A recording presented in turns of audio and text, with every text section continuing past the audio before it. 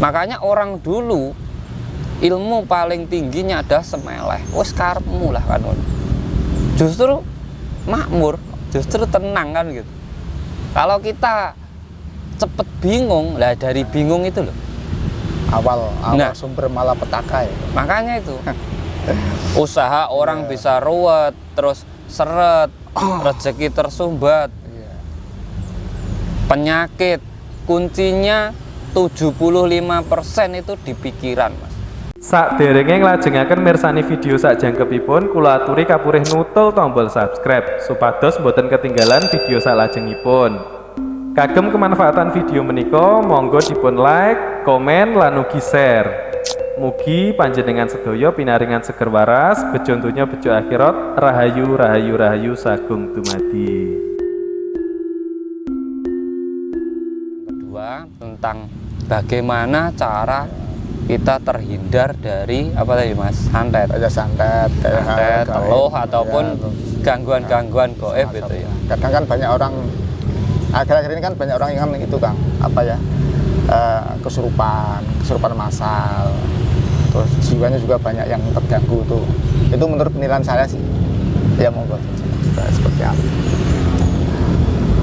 Kalau untuk terhindar dan tidak bisa terkena dari gangguan gaib, gangguan itu datang dan masuk dalam diri kita itu karena kita sendiri sebenarnya, Mas. Nah, konsepnya itu orang ngerjain orang itu sebenarnya tidak bisa. Dia hanya bisa mempengaruhi pikiran orang ataupun rasa. Makanya dalam pengerjaan kayak guna-guna, kiriman gaib pasti menggunakan sarana. Kalau orang Jawa mayoritas kan bunga ditabur di depan rumah, ya toh, tempat usaha. Kalau nggak gitu garam atau beras kuning, ya kan. Yang ditabur itu nggak ada apa-apanya, Mas, sebenarnya. Itu tidak ada jinnya, tidak ada kodamnya, tidak ada apa-apa yang ditabur itu. Tapi fungsi itu dibuang adalah membingungkan pikiran orang yang di situ. Gitu ya. Sampean bangun pagi-pagi, tahu-tahu depan pintu sampean ada bunga gitu. Pasti sampean langsung bingung tuh. Wah ini dibikin orang ini kan gitu. Iya. Nah, terus wah nanti pasti ada apa-apa. Lah dari inilah itu masuk. Karena kita pikirkan, akhirnya kita rasakan, tiap hari kita pikirkan, kita itu seperti apa? Mensugesti diri kita sendiri. Nah, untuk terhindar dari hal-hal tersebut, makanya apapun yang dibuang di tempat mungkin usaha sampean, rumah sampean, sapu saja. Jangan pikirkan. Pokoknya apapun yang dibuat itu tidak ada apa-apanya. Jinnya tidak ada, apa tidak ada. Itu hanya untuk mempengaruhi pikiran kita. Berarti kuncinya itu ini ya, di pola pikir kita ya? Iya. Itu harus betul-betul istilahnya kita berpikir dengan cerdas, begitu ya? Iya, Mas.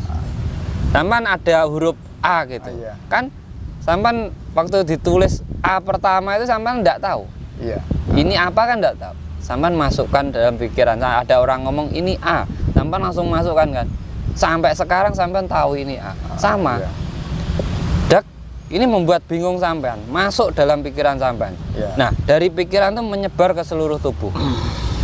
Akhirnya jadinya penyakit. Iya. Kalau sampean di sini mikir ada kayak ada paku, jadi paku.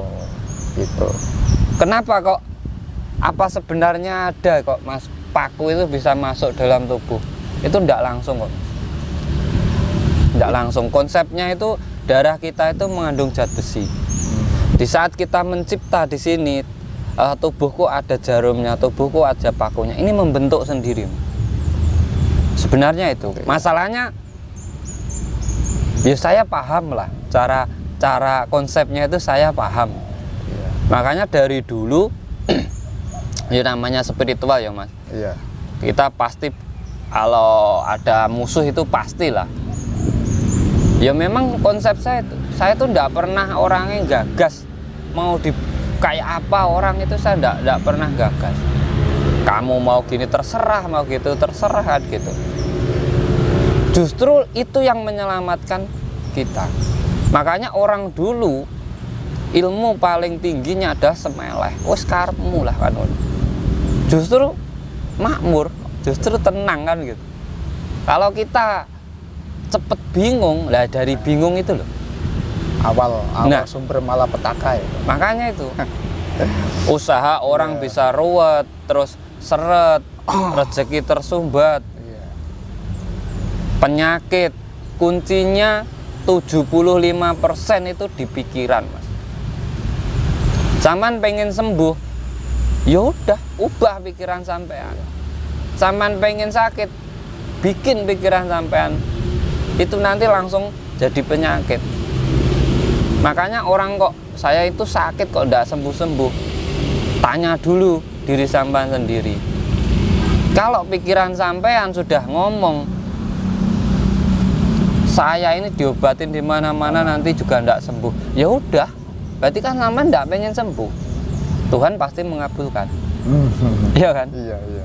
Tapi kalau sampean sakit separah apapun, saya masih ingin hidup, saya harus sembuh, berarti doamu adalah untuk kesembuhan. Tuhan pasti akan mengabulkan kesembuhan tersebut, karena manusia itu sebenarnya bisa mengobati dirinya sendiri.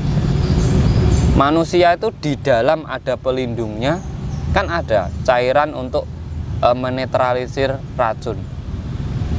Nah, di luar dari pandangan mata kita jangan terpengaruh. Luar dalam itu kita sebenarnya sudah bisa melindungi diri kita sendiri. Makanya puncak keilmuan dari orang Jawa itu eling lan waspada.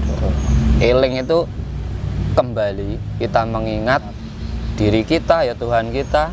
Waspada itu berarti kita dalam setiap pola laku kita harus hati-hati. Hanya itu kuncinya untuk kita terhindar dari serangan-serangan. Itu kan kita merasa diserang, merasa kan kita sakit juga gitu, kita merasa sakit, ya kan, susah juga merasa susah kan gitu. Berarti kembali lagi ke pikiran untuk menetralkan semua itu gitu. Sebenarnya itu pencerahan seperti ini kayak menurut saya itu sangat luar biasa. Cuman sayangnya mungkin kayaknya banyak masih yang belum tercerahkan, mungkin ya belum mengetahui itu. Kalau menurut saya itu sangat luar biasa sih. Itu yang tadinya saya tidak tahu, akhirnya jadi tahu, mengetahui. karena gini Mas, sampean kalau pengen belajar dalam hidup, Iya. jangan melihat casing dari yang memberi pelajaran jenengan. Itu bener ya? Iya. Ini saya pernah dikasih tahu oleh bukan hanya sesepuh, buyut-buyut saya dulu. Kamu bisa belajar ke anak kecil, bisa belajar ke orang tua, bisa belajar ke temenmu sendiri, bahkan bisa belajar sama pohon, sama tanah, sama angin, sama air. Di situ sebenarnya cuma mengajarkan bahwa ilmu itu tidak memandang casingnya. Iya. Di situ kita telaah sendirilah. Kalau baik kita pakai, ya kan. Kalau enggak baik ya enggak kita pakai. Iya. Casingnya bagus pun kalau nanti ujung-ujungnya jeluntrung ke, Iya. ataupun membelokkan jalan kan ya percuma juga. Tapi orang gila pun kalau memberi wejangan dan itu masuk, kayak mending orang gila daripada yang waras gitu. Sekarang ini yang waras macak gila, yang gila justru waras ya kalau zaman sekarang ini ini. fenomena itu sangat luar biasa ini ya. Hal semacam itu banyak sekali ya menurut saya itu ya, menurut saya sih, tidak tahu di menurut tapi kayaknya itu iya. Makanya kita ya perlu nun saya maksudnya hati-hati ya. Ya karena orang di khususnya masyarakat pada umumnya sekarang itu rananya banyak yang kegoib. Iya. Dia tidak mau berpikir. Jadi budayanya itu merasa dulu baru berpikir. Iya. Nah, kalau kita balik, berpikir dulu baru merasa. Karena apa? Rasa itu dari pikiran. Kalau pikiran kita dibelenggu oleh rasa kita, amburadul, Pak. Iya. Betul, betul. Tapi kalau orang berpikir dulu baru merasakan. Berpikir maksudnya gini. Ada orang susah. Berpikir, saya pernah susah. Terus dirasakan, oh iya, rasanya susahnya seperti itu kan. Ngasih, Mas. Iya. Ngasih. Tapi kalau ada orang susah merasa iba gitu. Pasih. Terus habis itu baru berpikir, lah uangku tadi kemana lah kan gitu. Jadi bentrok dalam diri itu pasti ada. Makanya kunci dari apapun perbuatan kita atau apapun yang akan terjadi dalam diri kita itu tergantung sugesti dalam pikiran kita sendiri. Karena sugesti itu sangat kuat. Alam bawah sadar itu kekuatannya luar biasa.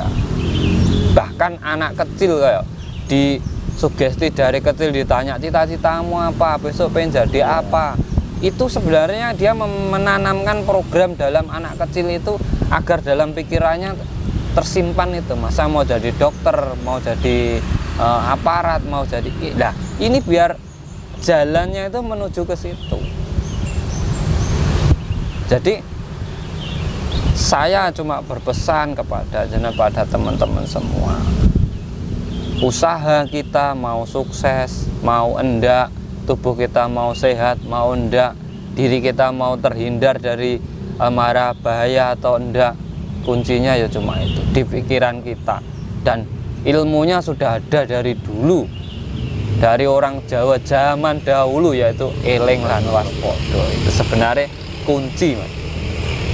Itu ilmu paling tinggi, makrifat tertinggi itu cuma eling lan waspada. Itu sudah mencakup semua itu. Zaman disuruh sembahyang kan biar eling.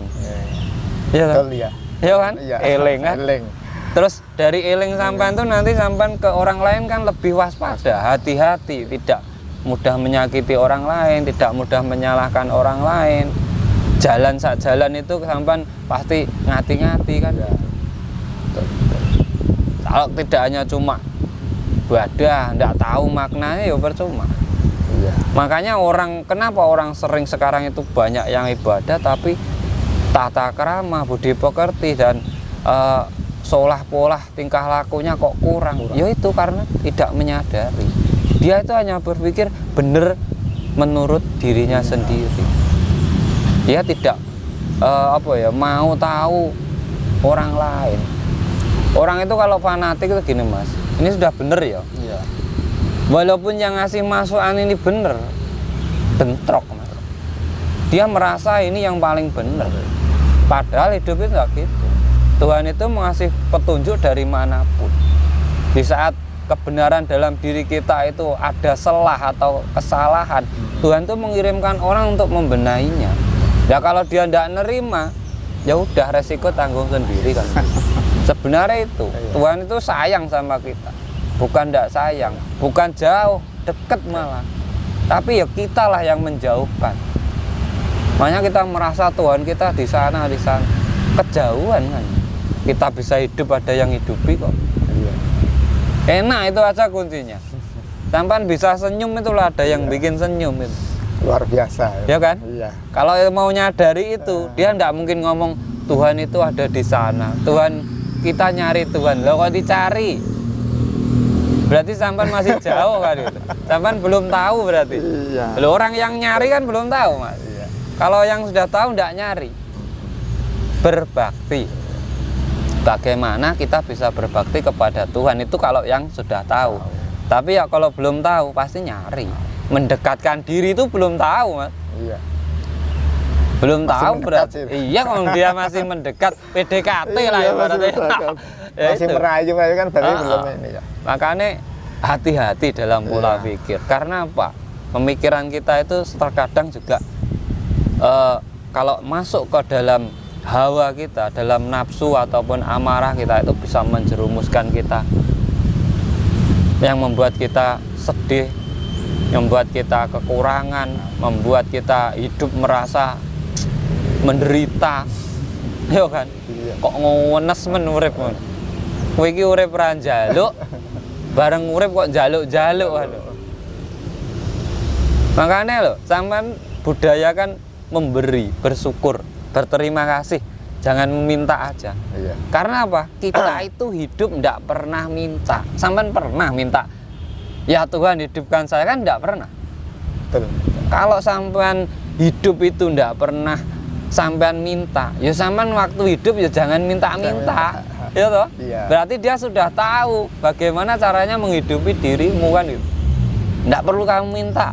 Makanya di dalam keyakinan atau suatu agama, Tuhan itu tahu apa yang kamu pikirkan, apa yang kamu rasakan, apa kebutuhanmu sudah tahu. Serah usah nyangkem lah.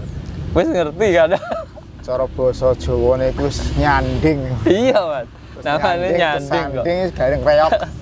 Cara bahasa niku kan garing reok, Mas. Nah, saya gitu. paham. Sebenarnya seperti itu. Ya. Simpel kan konsep hidup itu sebenarnya seperti itu. Jadi wis ora usah rumangsa susah dhewe. Ora usah rumangsa paling menderita. Sok lebih lah nek kanggo kuku. Kan berarti sampean tuh belum paham hidup kan gitu. Iya. Hidup enak. Enak kalau kita punya pahala. Nah dari pahala kita harus beribadah. Ibadah itu tidak hanya sembahyang, semua gerak kita itu ibadah. Contoh hal simpel, sampai makan itu ibadah. Pahalanya apa? Kenyang. Iya. Ya kan? Itu pahala. Iya. Nah dari pahala ini sampai bisa bikin untuk kerja. Kerja dapat pahala lagi, ya kan? Pahala untuk membeli baju. Baju bisa untuk menutupi aurat sampean lagi kan. Ini muter gini Mas hidupnya sebenarnya. Tidak ada putusnya. Kalau sampean memutus, semua terputus. Makanya jangan sampai sekali-kali memutus namanya silaturahmi. Iya kan? Iya. Kalau sampean putus satu saja silaturahmi, sampean akan memutus ritme ini. Kalau orang paham itu. Iya. Itu bukan hanya silaturahmi kita datang, oh enggak, sebenarnya itu kehidupan itu bersilaturahmi semua. Dari pohon, air, tanah, api, ini bersilaturahmi, bertergantungan, membutuhkan. Kalau sampai enggak baik dengan semua ini pergi satu, piye? Enggak ada api lah, masake piye? Nah, enggak ada air minum opo? Iya. Enggak ada tanah mau jalan di mana kan? Kita itu makan dari hasil tanah kan? Nah disitulah ya semoga ini bisa memberi pencerahan lah.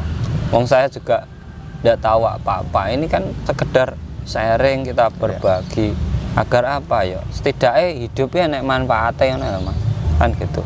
Orang mau urip-uripan, orang mau dadi batang urip kan gitu. Melok rono, melok rene kan batang banget. Sampan punya kata-kata wis lah. Aku manut iline banyu. Sampan harusnya waktu ngomong gitu sampan harus berpikir. Iya ya. Sing melok iline banyu ki nek ora sangkrah, batang, tai. Iya toh? Iya, ya betul. wis berarti sampean kuwi kan. Iya. Nek sampean hidup sampean jadi ikan. Ikan itu untuk mencari makan yang enak, melawan arus. Karena apa? Pengen makan enak, pengen air yang jernih. Ya iku lho urip iki, Mas. Urip iki mung wayang manut titahe Gusti. Nek sampean diomong manut ya ora manut, kan lho. Nyatane ya ngeyel. Protes. Karena kok sampean itu dalang. Iya. Hidup sampean kan sampean sendiri yang menentukan. Sampean pengen baik, pengen enggak, anak sampean pengen jadi apa, sampean mau kemana, kan sampean yang menentukan. Sampean itu Tuhan menciptakan sampean, diturunkan di bumi itu jadi dalang untuk mengatur pertunjukan ini loh, wayang ini loh. Tanah, angin, api, air, siapa yang nyet? Sampean. Betul itu. Iya toh? Iya. Kok sampean ini jadi wayang lagi lah Tuhan repot ya. Iya. Ki piye to? Kuwi tak dadekne khalifah, kowe ben iso njaga, iso nglestarekke alam. Lah kowe malah dadi padha kuwi kan. Kowe iki nyetelen, iki aturan ritmene. Aku ki ngenekne kowe ben aku dhewe gak kerepotan lho karepe kan ngono. Iki aturan wis ritmemu kuwi. Urip kuwi wis wong Tuhan kan ndak pernah sebenarnya nggak pernah minta disembah ya ndak pernah. Minta dipuji ya ndak pernah, ya toh? Kan ndak pernah. Iya, iya. Saya ndak butuh pujiamu, ndak butuh kamu sebut, ndak butuh kamu panggil ya toh. Ndak butuh ibadahmu. Yang dibutuhkan Tuhan dari manusia itu apa toh? Tanggung jawab, konsekuensi. Makanya apapun yang kamu perbuat akan dapat balasan. Ya kan? Berarti dia butuh tanggung jawabmu kan? Iya, betul. Iya, bener. Betul. Wong tuane dipuji ya ora ngurangi apa-apane, dicela ya ndak ngurangi apa-apane kan. Sampeyan ibadah ndak ya ora ndak ngurangi apa-apanya, ndak ngurangi kekuasaannya, ndak ngurangi nama besarnya kan ya. Sampeyan ibadah ya karepmu wonge ya ndak ngurangi apa-apane. Iya, betul, betul. Dia tuh butuh kebaktianmu. Dan tidak pura-pura berbakti, tidak pura-pura beribadah. Kebanyakan orang itu kan berpura-pura karena dia berharap, Mas. Makanya kalau saya pernah membuat kata-kata manembah marang Gusti kanthi wujud jalma manungsa kang sejati. Yo wis titahmu dadi menungsa, dadi menungsa sing temen-temen. Ya kowe kudu kaya menungso kan. Ora wong saiki. Wis genah dadi menungso ibaratnya teko makhluk liya paling sempurna pengen duwe macan, ya kan? Iya. Loh.